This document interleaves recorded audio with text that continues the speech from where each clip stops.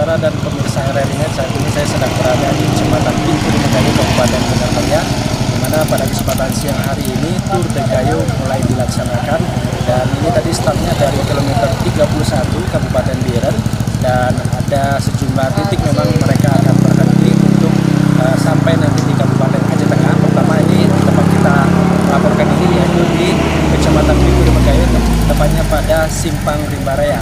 Nantinya mereka juga akan melakukan istirahat lagi, yaitu di Seladang Kafe, tepatnya di Kecamatan Dwi Pesam, Kabupaten Benar Meriah.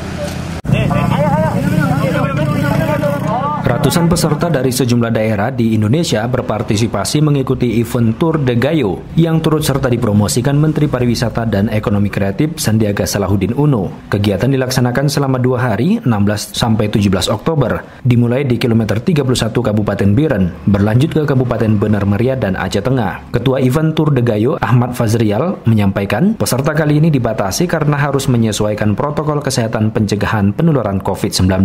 Peserta bervariasi, Pak. Jadi peserta memang selain dari Aceh dan Sumatera Utara, itu ada dari Jakarta, kemudian Kalimantan Timur yang banyak, kemudian ada dari Jawa Tengah, Jawa Barat, Jawa Timur, dan provinsi-provinsi lain mungkin ada satu-satu. Kepala Dinas Pariwisata Kabupaten Benar Meriah, Irmansyah, menyampaikan event tersebut pintu gerbang membangkitkan wisata Gayo. Mudah-mudahan branding dataran tinggi Gayo, Aceh Tengah dan Benar Meriah ini bisa dikenal lebih luas oleh publik. Peserta Tour Degayo dari Samarinda, Kalimantan Timur, Yuliani, mengaku terkesan dengan keindahan alam dataran tinggi Gayo. Senang sih ya, soalnya tuh rutenya enak, terus tuh panitianya juga sangat bagus, rutenya sangat menantang, sangat indah, Mas. Iya. Terus tuh cuacanya dingin, beda dengan Kalimantan.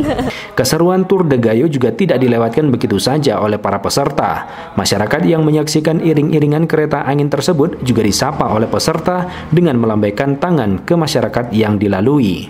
Dari Takengon, Satiran melaporkan.